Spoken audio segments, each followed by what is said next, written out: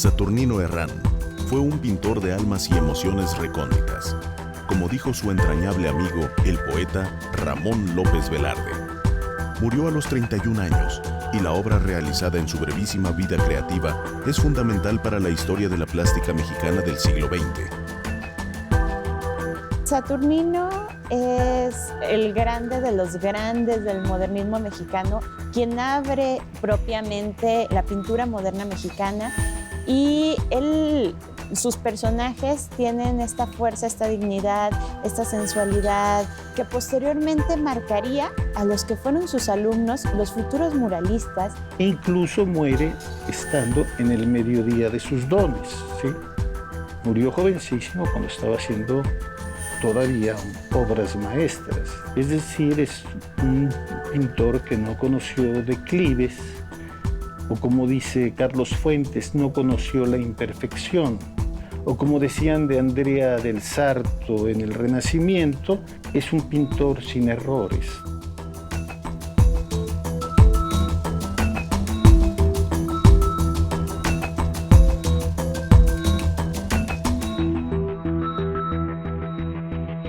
Saturnino nace en 1887, aquí en la ciudad de Aguascalientes. Aguascalientes estaba viviendo unos procesos muy fuertes sociales, y como ciudad, unos pocos años antes había llegado el ferrocarril, había llegado a todas las ciudades de México. Pero lo importante era aquí que había llegado junto con los talleres del ferrocarril. Eso dio empleo, dio movimiento y cambió el ritmo de la ciudad.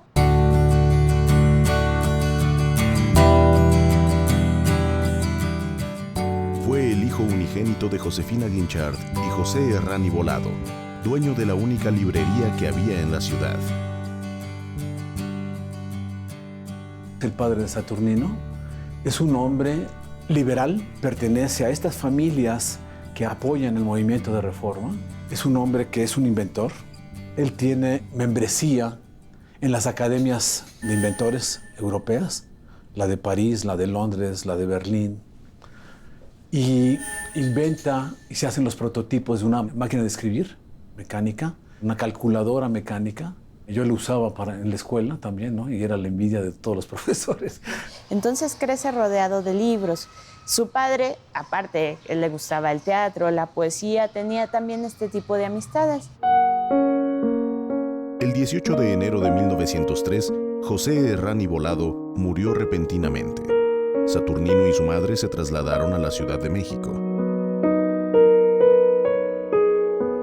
Dice López Velarde que la gran amante de Saturnino Herrán es la Ciudad de México. Es aquí donde verdaderamente se forma, se desarrolla y llega a su culminación. Cuando llega Saturnino y su madre a la Ciudad de México, bueno, él se queda deslumbrado, no podía creer que hubiera incluso coches ya, los tranvías, la luz eléctrica, había ya teléfono, telégrafo. Se instalan en Mesones 82, que es una casa que son 2 departamentos, pero que en ese tiempo era una sola casa, que entre otras cosas es un punto de reunión.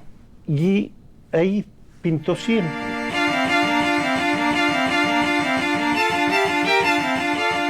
Saturnino comenzó su formación en la antigua Academia de San Carlos, convertida ya en la Escuela Nacional de Bellas Artes. A mí me sorprende mucho que él llegara a la Academia en 1904 y fuera incorporado de inmediato al grupo de Fabrés.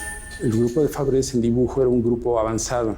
Hay que recordar que en esa época la Academia no estaba en disposición de primer grado, segundo grado, tercer grado, exámenes y demás, sino que tú llegabas como aspirante y entonces un jurado de profesores te hacía una evaluación y ellos te organizaban personalmente tu trabajo académico. Lo que dice la crítica, que lo importante de Fabrés fue la parte del dibujo y que Gedovius ante todo fue la parte de la pintura, sobre todo en la composición y lo que llama Víctor Muñoz la armonía cromática o el destellante colorido que hay en varios de sus cuadros. Fabrés hace todo un movimiento dentro de la academia y los impulsa a crear lo propio, que llega el doctor Atl y refuerza esta parte. Gerardo Murillo viene de Europa, se ingresa como docente a la academia y entonces él lo que les decía a los muchachos era que tenían que crear un arte propio y monumental. Creo que esas palabras marcaron fuertemente a Saturnino. Él es un maestro que está en contra de esta idea que se tiene en México de tener una imitación metropolitana, es decir, copiar Europa como si fuéramos un satélite europeo. Él sabe que nos constituye una cultura de 3.000 años. Necesitamos crear un arte nacional propio, monumental.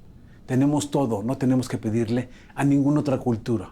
Y Saturnino, bueno, Saturnino vivió esto en su casa. Él sabía todas estas fuentes. A partir de 1907, Saturnino colaboró como dibujante con el arqueólogo Leopoldo Batres, quien había comenzado a realizar excavaciones en Teotihuacán.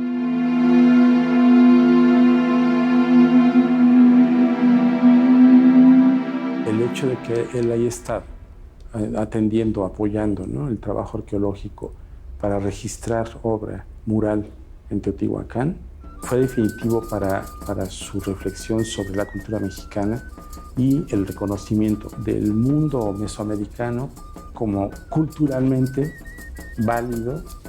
Dibujó las pinturas murales que habían dejado los teotihuacanos en el edificio de la agricultura, que ya no existen. Sabemos de ellos solamente gracias a los dibujos que Leopoldo ordenó a Saturnino que los dibujara. En 1908 comenzó la etapa de consolidación profesional de Saturnino Herrán, y una muestra representativa de ella es Labor.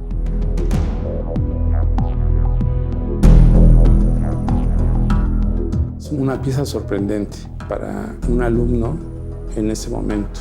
Esa pieza le da el primer lugar en pintura en 1908 y hay una composición establecida en 2 o 3 planos muy importantes en el cuadro, que son colocar en el primer plano toda la escena de la parte enriquecedora del trabajo en relación con el mantenimiento de la familia, y en el segundo plano el esfuerzo físico del trabajo bajo la fuerza de la luz, ¿no?, en este patio donde están laborando estos trabajadores. Y un tercer plano que sería pues la ambientación del lugar, del sitio, todo perfectamente articulado en una estructura compositiva y en un manejo cromático de gran valía, ¿no?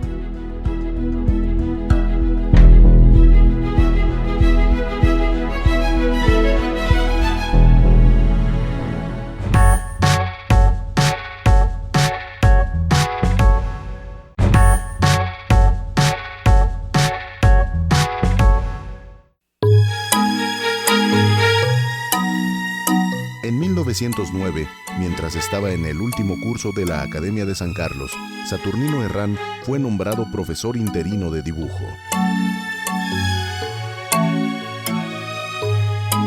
Esta también es como otro punto muy importante para resaltar a Saturnino Herrán, en el sentido de que él era alumno y maestro a la vez. Entonces, debió de haber sido muy bueno desde ese momento. No a cualquiera se le dan esas oportunidades.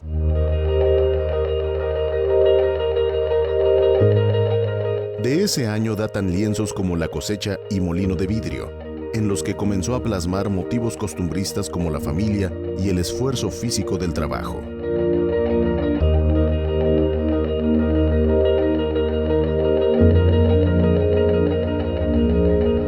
Por ahí tenemos también otro cuadro que es Vendedoras de ollas, que es una pieza que a mí me interesa mucho porque se trata ya de una mirada plástica en Saturnino, muy aguda. Es decir, esta escena cotidiana seguramente fue encontrada por él recorriendo las calles y los mercados de la ciudad. La localización de estos personajes en esta mañana, en esta luz matutina, hace que vaya a su estudio y construya una especie de foro, una escenografía en la cual él va a colocar a sus modelos. Saturnino Herrán fue el primer mexicano que pintó obreros y campesinos, y en él se basan los muralistas, cuyo trabajo ha sido más difundido. Y los modelos que tomaba de personajes los tomaba de la calle. Si uno se deja ver de principio y dice, qué buen cuadro, se deja ver por la composición, pero ya cuando se detiene y empieza a ver las manos, empieza a ver la ropa y empieza a ver el rostro, se nota toda la indigencia de los personajes. Yo lo que más admiro en Herrán, lo que habla López Velarde, ese pincel verídico, ¿no? La precisión y la realidad al mismo tiempo.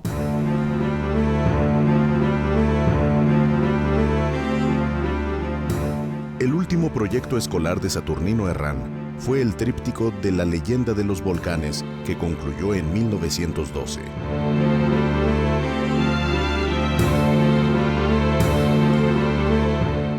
Esta es una representación del amor, de la pasión, del simbolismo, y es una búsqueda de lo mexicano a través de nuevas representaciones. Es decir, toma un tema que es muy común, muy mexicanizado, una leyenda que conoce la población y la recrea. Los cuerpos son sumamente estilizados, incluso alargados, la sensualidad de la mujer, el hombre está desnudo, el paisaje es de ensoñación, las formas son muy orgánicas. Lo que hemos observado es que la obra de Saturnino se multiplica y se vuelve realmente muy productiva a partir del año 12. Dispone de más tiempo o su capacidad, digamos, creativa es mayor. Sé que no paraba, es decir, no había descanso, era obsesivo en la elaboración de su trabajo.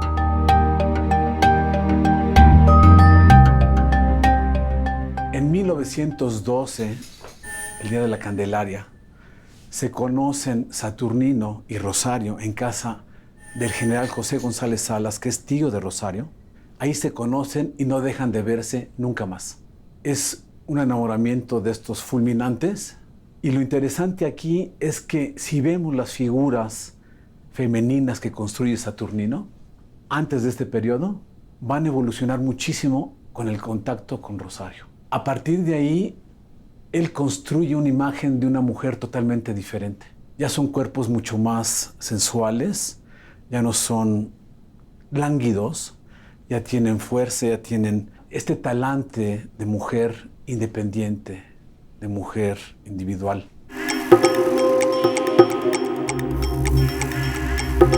En 1914 se casó con Rosario Arellano y ese mismo año pintó uno de sus cuadros más famosos, Tehuana. La modelo es la esposa, es Rosario. Es un cuadro muy enigmático, muy emblemático.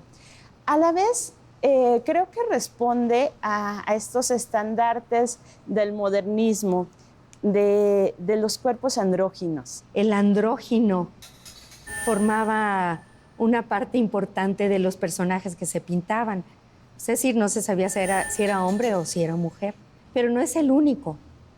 Hay uno que se llama Bugambilias, que es impresionante porque pinta a un personaje que no sabe si es hombre. Su cara es muy masculina, pero luego el torso deja ver un busto femenino, pero apenas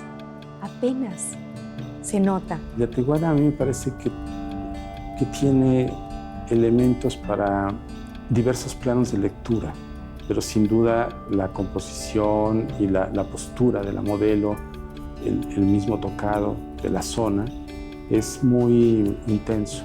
Él buscaba elementos en el ropaje que identificaran regiones, ¿no? O lugares. Por eso tiene ahí varias prendas que incluso rentaban para poder tener el vestuario de sus modelos, ¿no? De sus temáticas. Me gusta mucho el cuadro famoso de La Teguana, pero me gusta nada más el tocado, ¿no? Como que se roba todo el color, o la negación del color, o la afirmación del color, que es el blanco. Llena la vista, como lo de Cempasúchil le llena el cuadro de la ofrenda, aunque uno se detenga y vea después los admirables detalles. Una de las influencias de Saturnino Herrán fue el pintor británico Frank Brangwen, cuyas obras pudieron haber inspirado cuadros como La Ofrenda. La ofrenda es un ejemplo también de la incorporación de las temáticas modernistas en su preocupación. Él va a encontrar la posibilidad de hablarnos de este asunto de una representación iconográfica de la vida misma, ¿no? Por eso sus personajes son una niña, una joven, un hombre joven, un viejo, etc., ¿no? Es decir, todos ellos van en esta vida navegando por los canales de Xochimilco.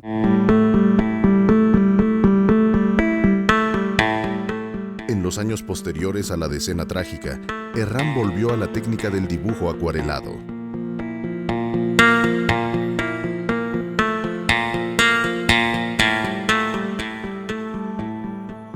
Está pintando sobre pinturas ya realizadas, y eso nos habla de una carencia económica natural de los años de esa época para resolver esta necesidad de seguir creando. El trabajo con los lápices de color y los lápices de carbón va a ser complementada con transparencias logradas con acuarela, que le permiten a él entonces desarrollar esta técnica que vamos a conocer como lápices y acuarela. No tiene gran truco, pero sí una gran versatilidad y una gran destreza en Saturnino.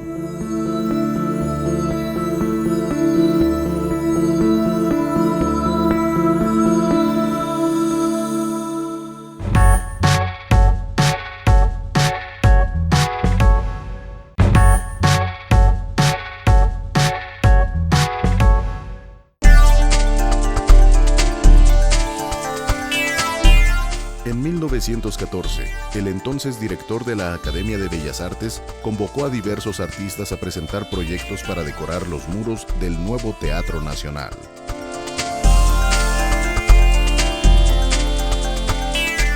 Es una convocatoria que hace Gerardo Murillo para decorar lo que se está construyendo, que era el Teatro Nacional, lo que es hoy el Palacio de Bellas Artes. Y Saturnino decide hacer esta pieza, que es un tríptico y que iba a estar colocado en la parte superior de la entrada principal al teatro, es decir, dentro del vestíbulo. Es la representación de una ofrenda indígena y una ofrenda española, católica, y la parte central es un sincretismo entre el Acuatlicue y el Cristo. Para resolver la temática y el sentido, digamos, simbólico de esta pieza, Saturnino seguramente batalla varias semanas o varios meses hasta que encuentra en el Museo Nacional la imagen de Coatlicue y entiende que puede hacer una fusión de dos dioses, que sería Cristo y Coatlicue. Concibe la fusión de Cristo con la Coatlicue como la muestra perfecta de lo que es el mestizaje. No hay forma de separarnos. Somos mestizos y venimos tanto de los españoles como de los indígenas.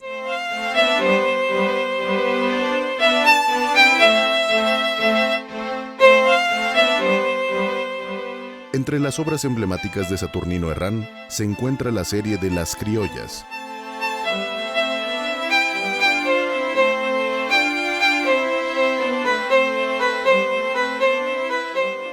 Tórtola Valencia era una bailarina, era española y vino a presentarse a la Ciudad de México. Ellos tenían como un grupo que se reunían, eran los amigos. Al parecer fueron a verla y les encantó. Todos estaban fascinados con ella. Saturnino le pide que si la puede pintar Ella le dice que sí, ella acepta, posa y hace la criolla de la mantilla. Las metáforas se construyen a partir del paisaje o de la fruta en relación sobre todo con los espacios del deseo y de la sensualidad. Están, contextualizadas en esa búsqueda de una alegoría, un sistema metafórico de referencias a la vida emocional, sensual, sexual, que caracteriza nuestra vida, ¿no?, cotidiana.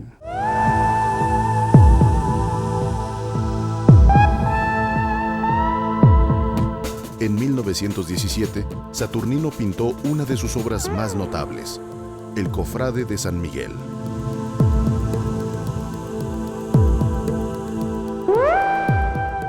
López Velarde escribe un texto que a él no le gustaban ese tipo de Cristos, pero que en Herrán lo había hecho magistralmente porque había hecho un Redentor víctima de todo, aún de los soez, que él prefería los Cristos tipo Cristo Velázquez, esos Cristos límpidos que solo tienen la huella de la lanzada en el costado, ¿no? Eso lo dice en el texto del Cofrade de San Miguel López Velarde.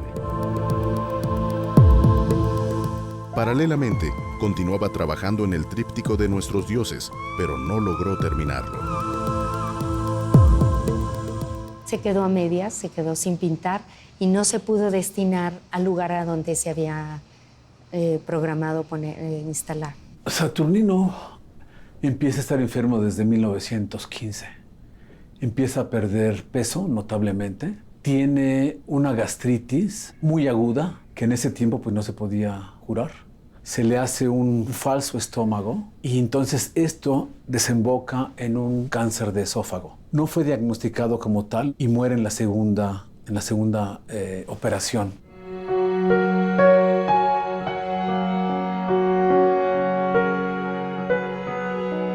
Murió el 8 de octubre de 1918 rodeado de sus amigos. López Velarde escribió La oración fúnebre.